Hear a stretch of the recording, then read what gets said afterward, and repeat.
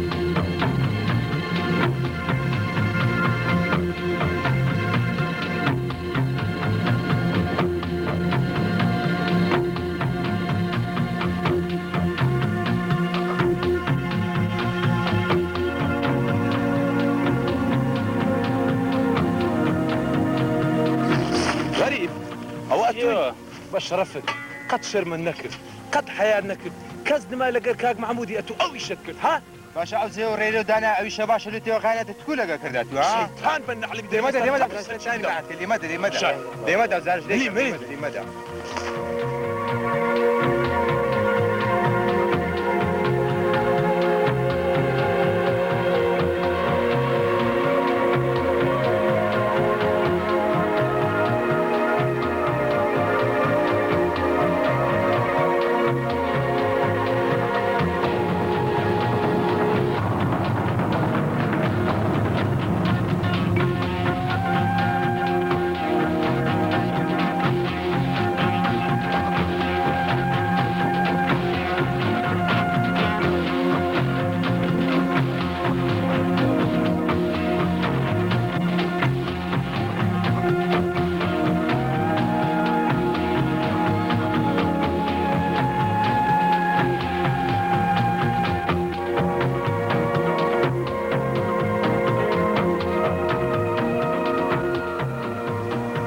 کاک محمود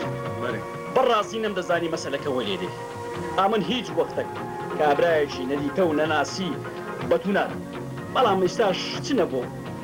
مەسەلەکە شەوەندە گەورە نییە ئەوەنگۆ لەسەری بڕۆن ئەنگۆ کوڕ رازینە و ئەمن رازیمەوە ئەگە سوحێم ئاغا گیان ئەم جاراش لەبەر خاتری من و خەڵکی ئاوایی دەسوحێم جەنابی ئاغا کاک محمود جەماعەت هەمووتان گێراوە وەڵاهی بەڕاستی ئەم ئێستاکە لەو دەقەی خۆم بە شەرمەزاری هەموو لایەکتان زانم بەس چ بکەم فەقیری و هەژاری وەی لێ کردم کە تووشی ئەو شتانە بکەم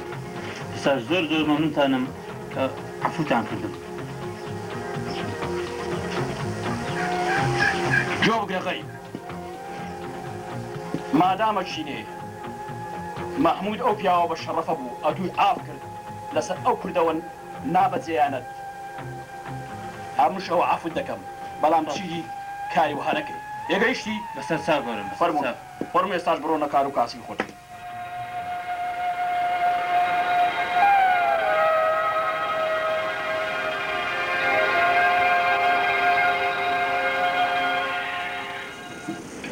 زۆر باشە محمودۆک لە حەقت دێم ئەو هەموو هەرا و هۆریایە لەوە پارچە عەردەشی بوو قابل ئەمن هێلانە پەرەسێر کەم لە تو تێکدا بوو ئەمن چەم کردبوو ها محمود شەربی لە شەرتی خوای دەبی ئەو سارەکە شتەشی واد لێ بکەم خێر و خۆشی لە پارچە عەردەکە و شینایەکەت نەبینی بەس ڕاوەستە لە بۆ محمودۆک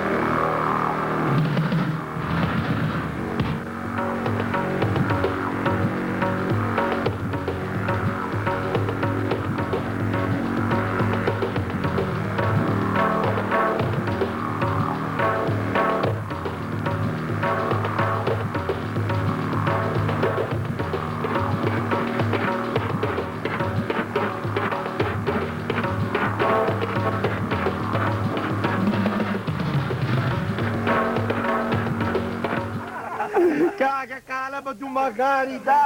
من غاردە کاڵە غاردە من غاردە کاڵە غاردە تا گەیشتمە نزیک گۆمەکە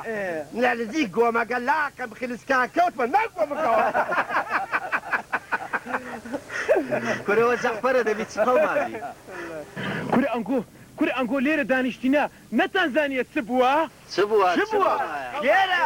قەومایە کورە دەرێن ئەوڕۆ کاک مەحموود چوویتە سەر شینایی هەمووی لێ تێک و پێکرا قورعان بە عەقد بەستاعبت برچی بە پێوە نەمایە کورە کووەیە ئەرێ وەڵڵای ئەو هەیە کورە کووەیە کو ئەوە بووە قابلە درۆی دەکات ئەدێ کووەیە ئەدی کو نە بابە نا کو ئەو بەڕاستیتە کەنێ قەزە ڕوویدایە دەوەڵڵاهی کوی دەرێم ئەو هەیە بڕواتان هەبێ داخوا چ زاڵم بابک چ بێ ئیمانک ئەو غەدرەی لە کاک مەحموودی کردیە دەوەڵڵای ئەوەی ئەمن کاک مەحموودی بناسم تاکو ئێستا نوێرستانێکی عەزیەت نەدایە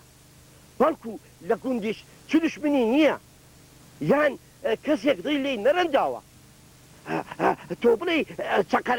لێی نەدابێ کورە چەقەلی چ حالی چ بڕکە دوو سێ چا کورە هەر بڕکەکی بە پێوە نەمایە ئای ماڵی وەرانم ئەیش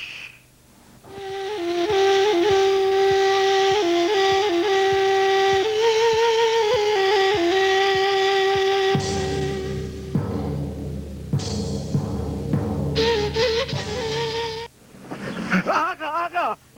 نازانی چ ڕوویدایە چۆنە شینایەکەی کاک مەحموود تێک و پێک درەوە کورە کو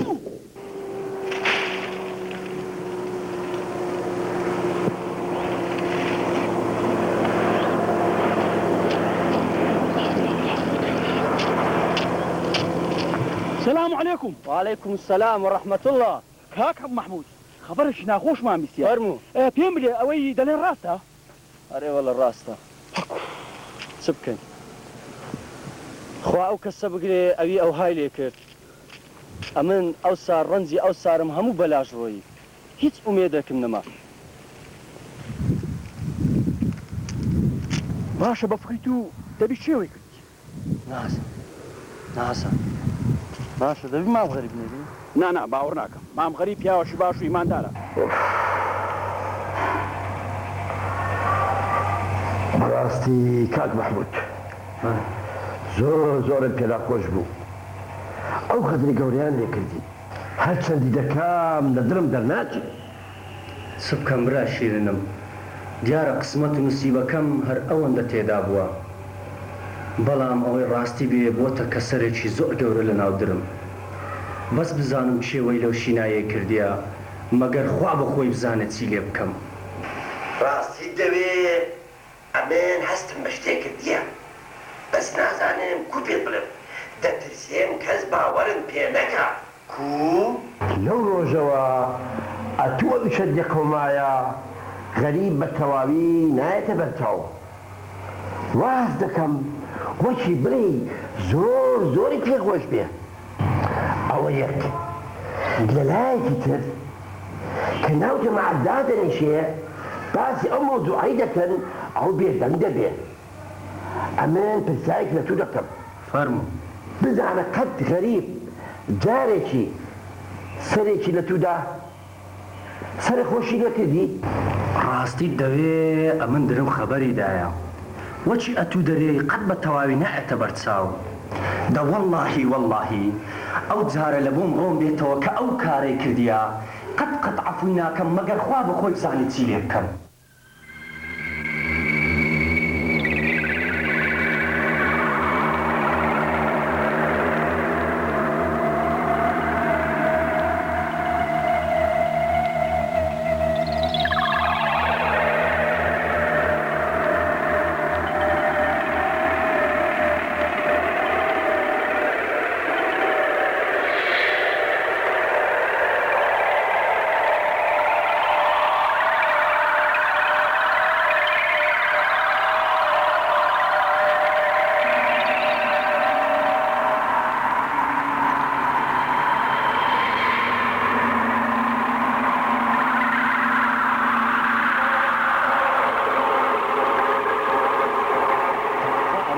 بە تەواوی تێگەیشتم و گەیشتمە قەناعەت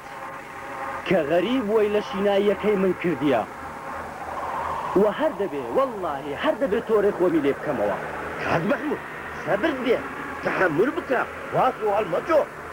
کاک محمود لەکنەخوا بێت و کابرایەکی خێرخوازی کابرایەکی لەسەرخۆی ئێدە ڕاوەستە بزانین دەگاتە چێن دەرێ ناوی خوای بینە هەزار جار بە ناوی خوای ئەمن دەڕۆم هیچ تەحملم کاک محمود